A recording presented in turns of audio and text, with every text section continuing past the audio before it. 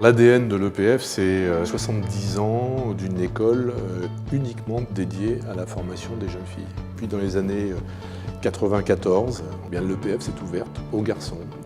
Et progressivement, bien sûr, la proportion de jeunes filles a diminué pour atteindre un peu moins de 40% aujourd'hui. La vraie société, elle est faite de diversité.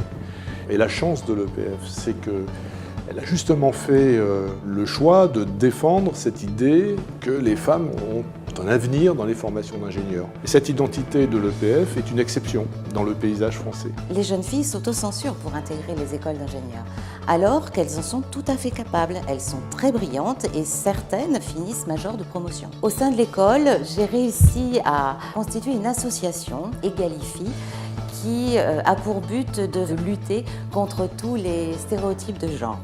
Je pense que pour motiver les jeunes filles, il faut qu'elles aient des exemples concrets sous leurs yeux de femmes ingénieures qui leur montreraient leur quotidien pour leur prouver qu'on peut aimer les sciences, les techniques et être une femme et avoir une vie de famille, avoir des enfants. J'ai démarré dans la fonderie automobile et c'est vrai que la personne qui m'a recrutée à l'époque ne s'attendait pas du tout à ce qu'une jeune femme postule dans une entreprise comme la sienne. Ça a été une excellente expérience professionnelle. La vie de femme avec enfant totalement compatible, donc il n'y a aucun problème par rapport à ça.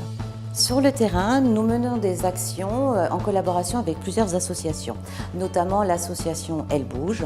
Le but de l'association est de faire connaître les métiers d'ingénieurs, de techniciennes à des collégiennes et des lycéennes. Avec un diplôme d'ingénieur, vous pouvez rentrer en 3e année de médecine.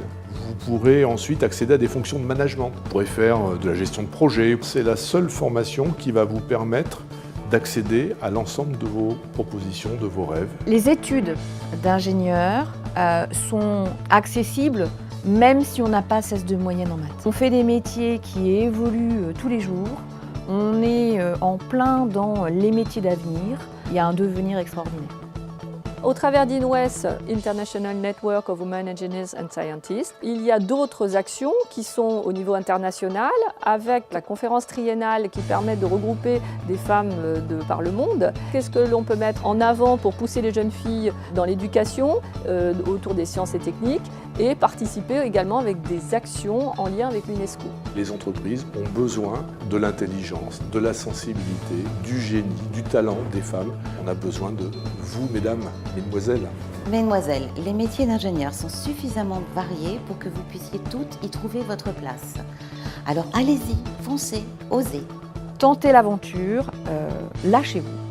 N'hésitez pas, il n'y a aucune raison que vous ne puissiez pas y arriver. 3 conseils.